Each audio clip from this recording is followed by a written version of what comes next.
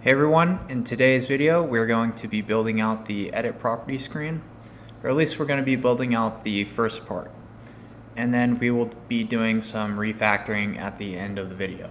So let's go ahead and get started. So here in the edit property screen, just navigate here and then also make sure that you have your server running, because if you don't, you're not going to be able to get here.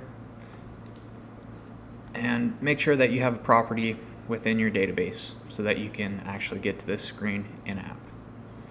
So with all those prerequisites out of the way, let's get started. Now, first thing we ought to do is wrap this screen in a keyboard aware scroll view. So let's import that.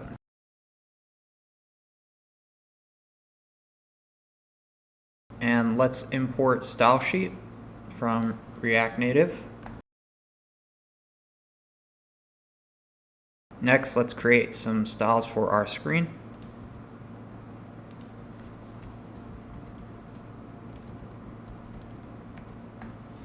And instead of rendering out this text, let's just get rid of that and then change this to say basic info.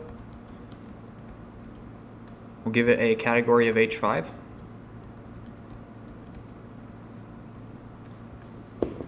And let's create a style for it.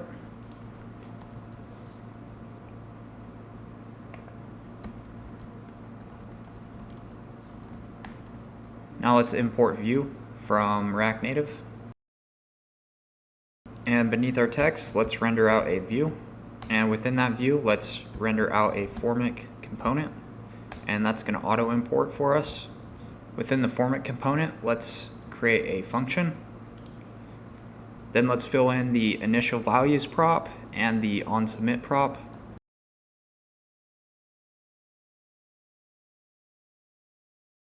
So for each apartment on the given property, we're going to create a list of inputs, and then the user is going to need to fill those out. So our first initial value will be unit type, and that's going to be equal to the property unit type. And we're getting this red squiggly line because we haven't added that to the property type yet. So let's go there and do that. And I'm going to change this apartments to be required. Now, the forms that we want the user to input data into are not going to be of the type apartment, but they are going to contain apartment data. So we need to go and create a temporary apartment type. And I'm just going to do this in this file. And we'll probably refactor this later, but this is just convenient for right now. And this is what it's going to look like. And we just need to import picker item from React Native Woodpicker. And then we will create an array of temp apartments and then pass them in as an initial value. We are going to create that temp apartment array, and then we are going to fill out different objects with the apartment data, then push that into the temp apartment array. Now for the bedrooms and bathrooms, we are declaring these in another file. So let's go to that file, and that file is the add property section, and navigate to the bottom of that. And here we will find the bed values and bath values. So let's go and put these in their own files. So navigate to constants and create a new file called bath values. Cut this into that file.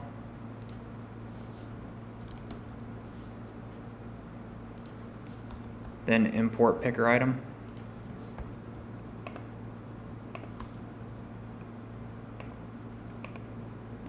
And do the same for bed values.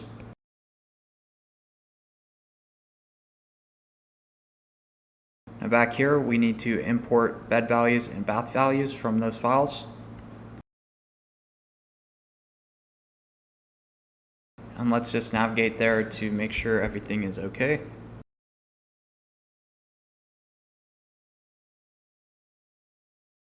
So that was successful. Let's go back to the edit property screen. Now we need to import bed values and bath values here.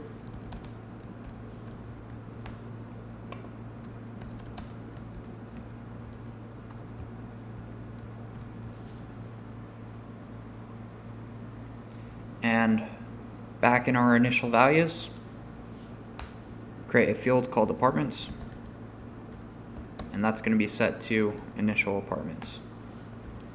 Now within this function, let's return a fragment. And within this fragment, we are going to map through these apartments.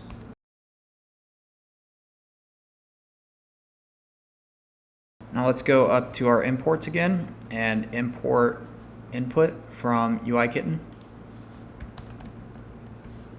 And let's create a style for our input. And here within our view, we're going to say if the length of the apartments is greater than 1, we need to show an input for the unit number.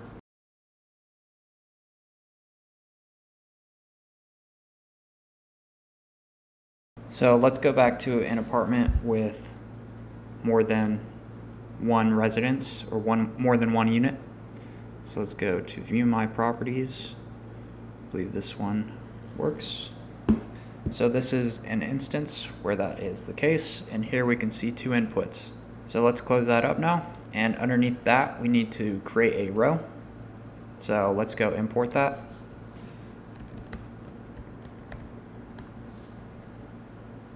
And we are also going to need to import select from our local components.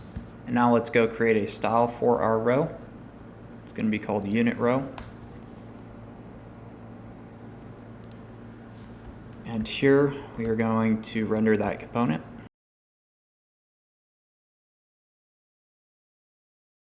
Within this, we'll have select components for the beds and baths. And for that, we need to create a style called small input.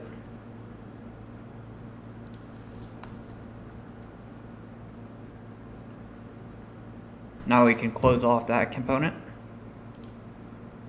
Next, we'll create an input for the square feet of the apartment.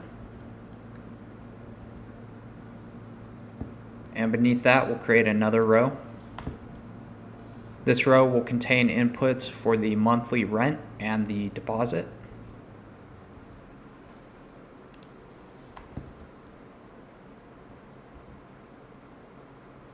Now let's close up that component. And let's create another row. And this is going to contain data about the lease length and when the apartment is going to be available. So let's create an input for the lease length.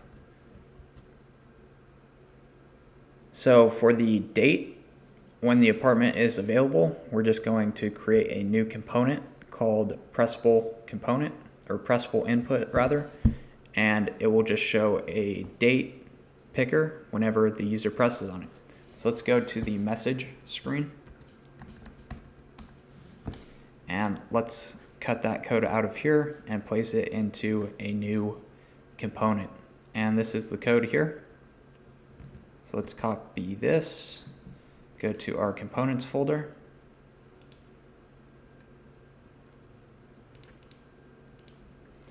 and create a new one called pressable input.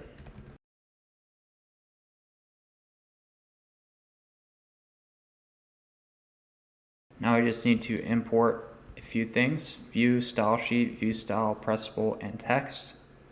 Let's create our styles below. Let's add the props that this component needs to take. And let's go back to the message screen to copy those styles down. And these are the styles we are going to need.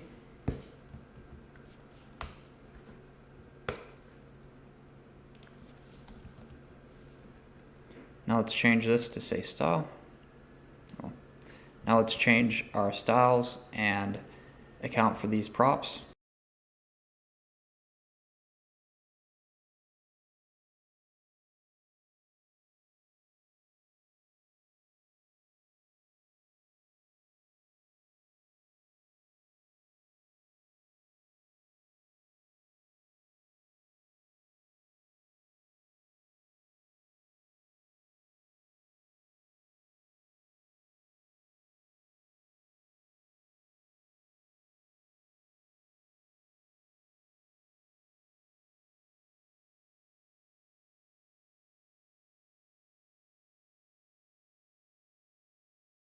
So with this created, let's go back to our message screen and implement it. So here, let's get rid of this and place in this. And let's go into our initial values and change some things. We're going to refactor here. So we are going to add a date and show calendar. And we're just going to get rid of these two states here. Let's add those to the validation schema as well. And we'll have to change where we are showing the calendar.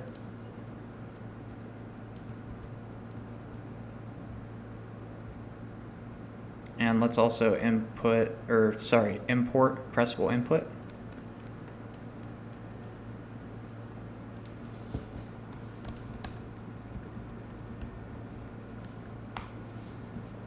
And now we can go there and check it out.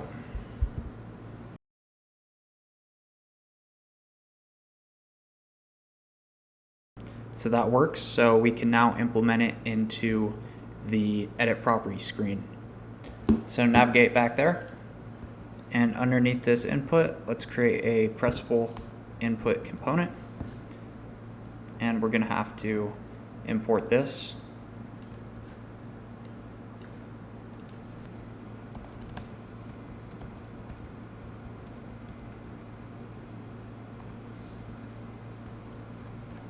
And to show the calendar whenever this is pressed, let's go and import the date time picker.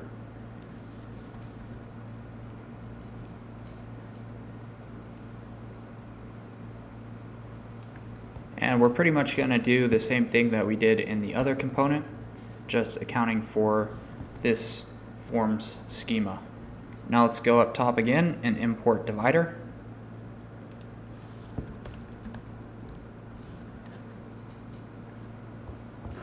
And let's go create a style for that. And for that, we'll need to import theme.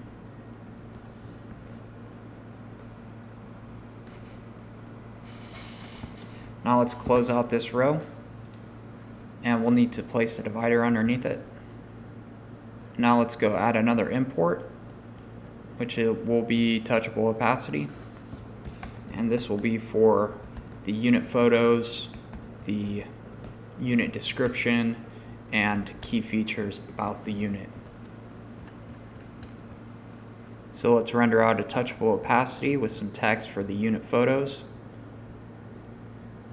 then a divider, then one for the unit amenities, followed by a divider, and one for the unit description, followed by a divider. And we could abstract this into its own component as well, but we'll save that for another video. Next, we'll create a row. And let's go create the style for this row. It'll be called toggle row.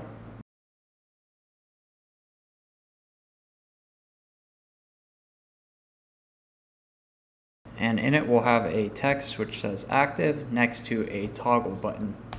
So let's import toggle from UIKitten and place it in this row. Follow that row by a divider, and beneath this divider we will display a button for adding more units to the property. So for that, let's go and import material icons.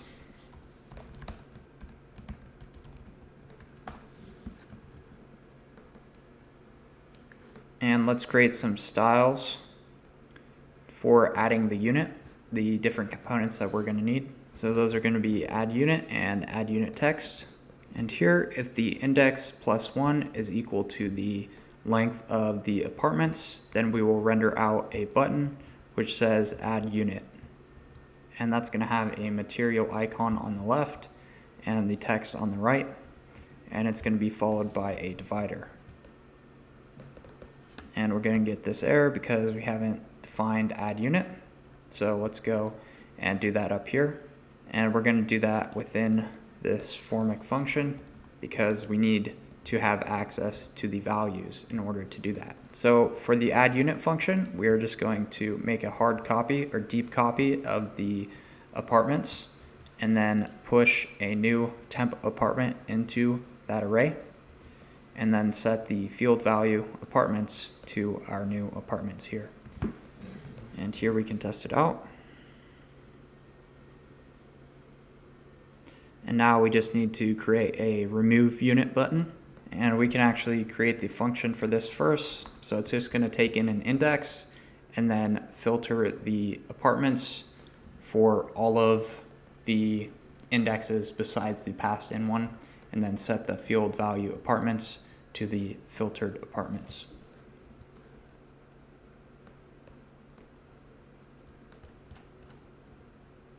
And now let's create these styles for that. So we'll have remove unit and remove unit text. Now let's go back up to our initial condition here, and let's add in a new component.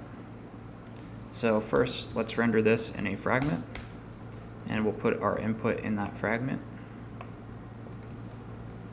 Then we will say if the index is greater than or equal to the apartments.length on the property, then we will add this remove unit text. And we're doing that because if the index meets this condition, then that means that the user just added that apartment and it wasn't added previously.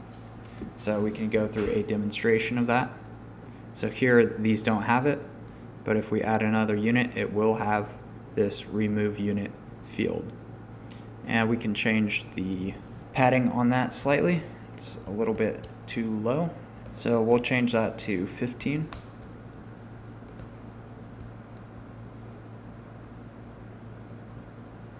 And that looks better.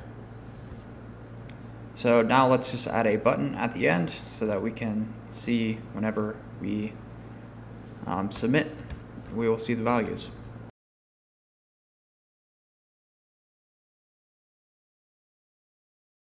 Okay, I'm gonna have to move this up a bit.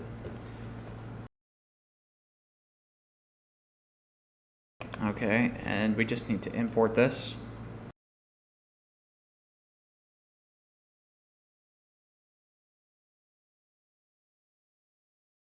And let's see what happens when we do a submit. And if we add another unit,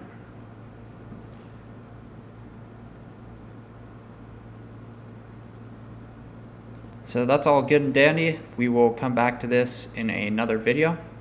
Now we just need to go and do some refactoring on some different screens. So one thing that I noticed from last video is that the modal only works on Android whenever we are going to edit a property or delete a property. And I believe it's just because the way that we are rendering out the screen within the iOS version, it's being a modal itself. So this modal that you see on screen where it says edit property or delete property, that's actually getting hidden behind the screen. So that's not a good user experience and it doesn't work. So we're going to need to change that. So let's go to the card component, and here we need to update some imports. So for React Native, we need to import modal and dimensions, and let's get rid of that. Now within our modal, we need to change the props so that we only have visible as showed modal, and then transparent is true. And our last button is going to be a cancel button.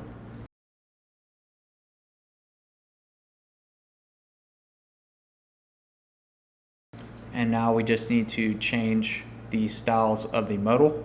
So we are going to give it a position of absolute, top of the height of the screen divided by 3, and then right is going to be the screen width divided by 4.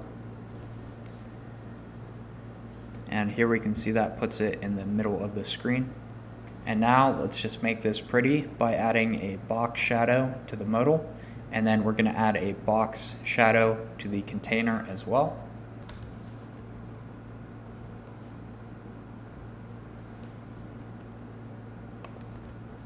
And we can actually just put this in its own field so we aren't duplicating it. So we'll say just box shadow.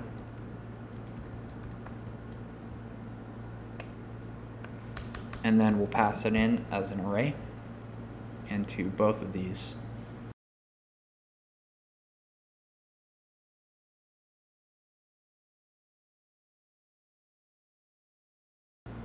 And now I noticed that whenever I went back to my save screen, it wasn't showing the box shadow like I wanted to, or like I wanted it to. So I'm going to go there and make some changes as well. And really the only change is that we can get rid of this screen field within our styles.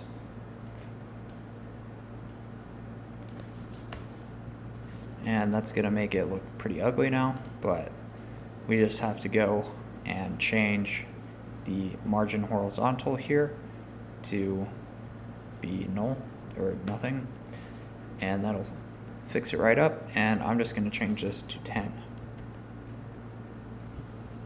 And there we can see the box shadow is working as intended. And another fix that I was thinking about is that we need to go into our properties and change the ID. Well, in our database, it's already like this, where it's uppercase, but in the dummy properties within our data here, we need to change it. And we also need to add another field, which will be the unit type. So let's change this here, ID, and then the unit type is multiple because we have multiple apartments. So multiple. And I'm just going to copy this and paste it all the way down, changing the ID number, of course.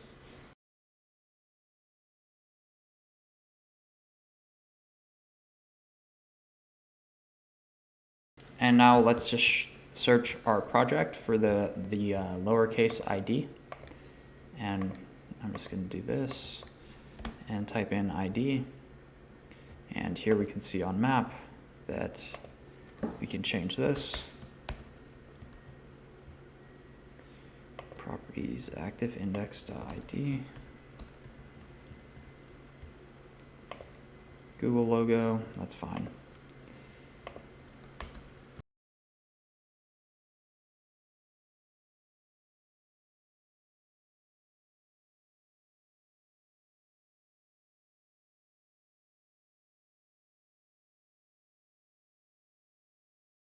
And I believe that is it for now. So in the next video, we are going to be continuing on building out this edit property screen. We'll probably just build out the, what is it here? The unit photos. And then in the subsequent video, we'll build out the unit amenities and then the unit description. And those should be fairly short videos. So I'll try and get to those as soon as possible. And thank you for watching. I'll see you guys next time, and have a great day.